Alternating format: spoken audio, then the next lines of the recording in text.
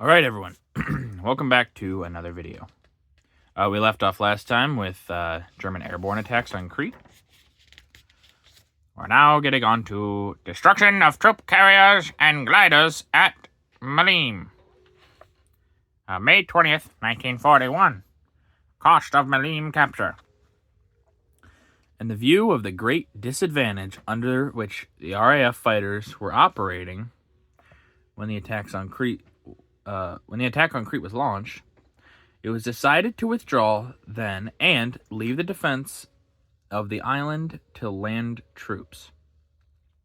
Unhindered by fighter opposition, the enemy were able to land troops in large numbers, and at one period, troop-carrying planes at Malines alone were arriving at the rate of 1 a minute, which is a lot, if you probably couldn't guess from that. Nevertheless, enemy casualties were heavy, hundreds of their planes being shot down by the British fleet flying off the island, and by the ground defenses. In addition, British bombers, escorted by long-range fighters, raided the occupied airfields and damaged many enemy planes on the ground. The pictures above, taken by British planes, show the airfield at Malines strewn with damaged planes. Many of these were wrecked by crash landings, others damaged by British bombs. Below, a destroyed glider is shown. So here we see one picture of Malines. You can see the just kind of destruction here, really, from where the bombs, I'm assuming, have been dropped.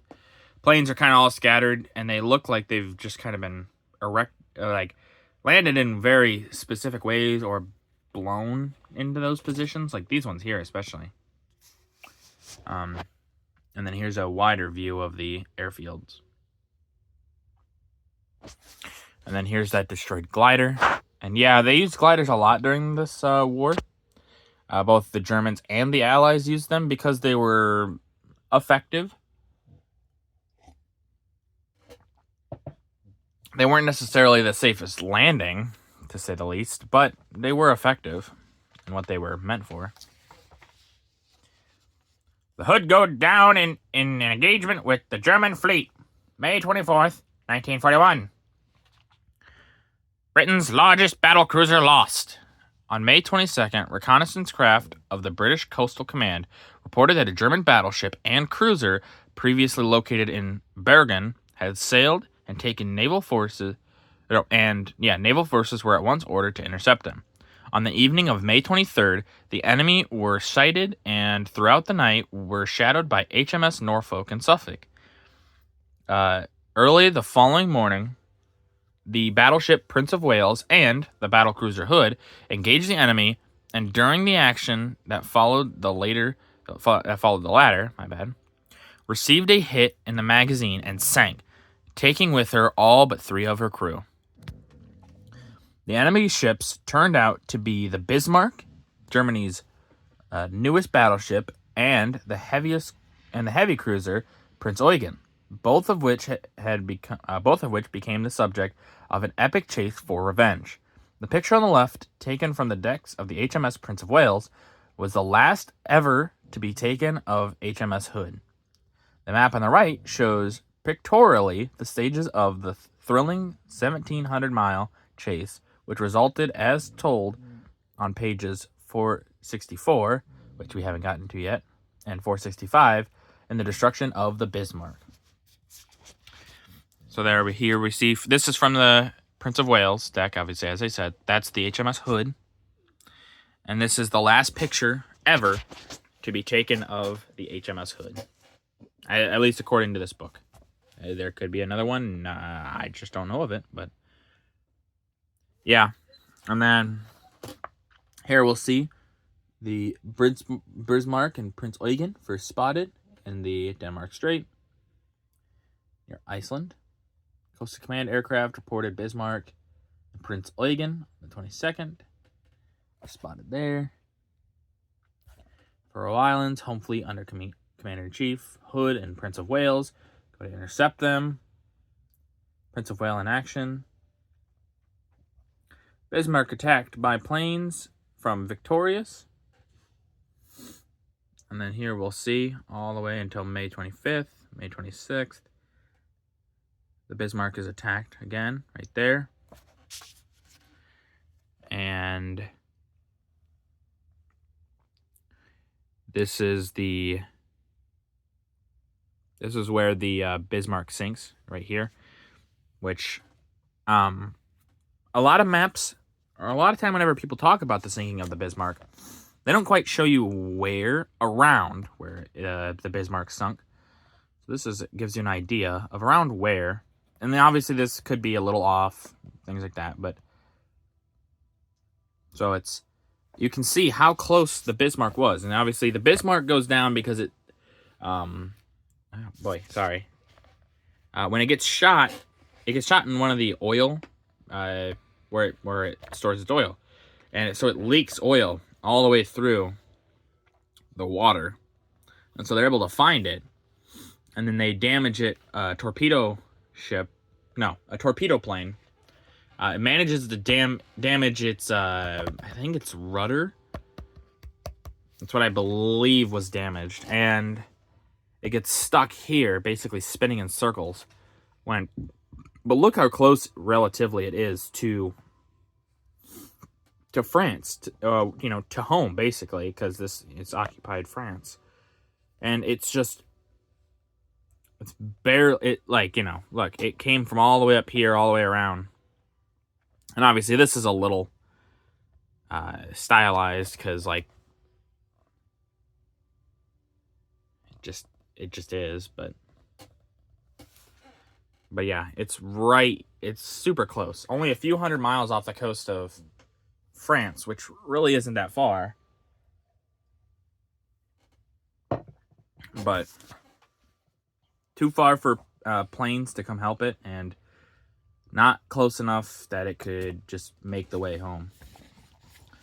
Well, now we're getting on to the fated Battle of the Bismarck. Germany's newest battleship sunk by the British Navy. March 27th, 1941. The Hood revenged. After the sinking of the Hood, British cruisers maintained contact with the Bismarck, whose speed seemed somewhat reduced. On the night of May 24th, she was attacked by planes from the aircraft carrier Victorious, which scored a hit, but early the next morning, touch was lost. Other units joined in the chase. Assisted by the RAF planes. And she was again located 550 miles west of Land's End on May 26th. Planes from the Ark Royal attacked her twice in the afternoon, scored hits, and reduced her speed. On the morning of the 27th, after a 1,750-mile chase, she was engaged by battleships and sunk by a torpedo from HMS Dorsetshire? Dorsetshire? That sounds all about right. The original intention was to sink her by gunfire, having to be abandoned owing to poor visibility. The pictures show left, Bismarck is seen from a British battleship immediately before the fatal torpedo was launched. Above, members of the crew of the German ship struggling in the water. Below, the Bismarck just after being hit by the Dorsetshire torpedoes. So there we see the Bismarck. And at this time, it will be changed not even much later from this. But at this time when they sunk this was the largest battleship in the world that had been built yet. Obviously, a little bit later, the Japanese will build the Yamato, which is the largest battleship ever built, and its sister ship. They're the same size. But there's a lot of largest battleships ever built. But when the Bismarck was completed, it was before those, and this was, at this time, the largest battleship in the world. And this thing was a menace. The Brits obviously throw everything at this, because if this thing is let loose in the Atlantic, that could do horrid things to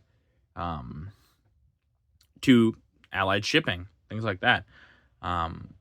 But yeah, the sinking of the Bismarck, it's not the end of the navy for the Germans, but it's basically the end of the Kriegsmarine, because it's just expensive. They're not that successful, things like that.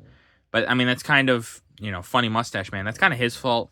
He didn't really give them the support that they needed, but it's good for us that didn't happen.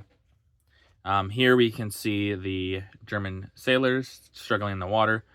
I don't remember. I believe most of them were recovered, but I could be wrong. And then here is the Bismarck, basically a smoldering wreck after being hit.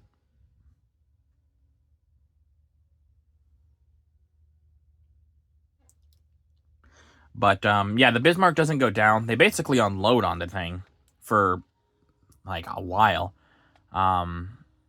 And it just doesn't sink. Eventually it will, obviously. But it takes a while. Yeah, it was built to last. It was a big battleship. It was also basically impenetrable. They shot a bunch of rounds at it. A lot of them bounced off, things like that. That's why they had to rely on these torpedoes. But yeah, lucky for the Allies, they were able to sink the Bismarck. I know they didn't say it here, and I'm gonna check just ahead. We're not gonna read the next page for this video, but nope, they don't. But Winston Churchill actually gives a famous radio call to all British, or not just British, but all of the Royal Navy, saying, hunt the Bismarck, hunt the Bismarck, hunt the Bismarck. And that's all he says, is just hunt the Bismarck. And they will. They will sink it not long after. But yeah, an interesting tale, an interesting water chase. The Bismarck, I don't think, really had a chance. The British were going to hunt it down no matter what. But it would be a turn of fate if it would have been able to make it to France, repair, and then go back out. Who knows what would have happened. Alright, that's going to do it for this video. If you guys liked the video, leave a like. If you didn't, leave a comment. Tell me what I could improve on. I always appreciate your feedback. And as always, subscribe. It really does help out the channel. Thank you.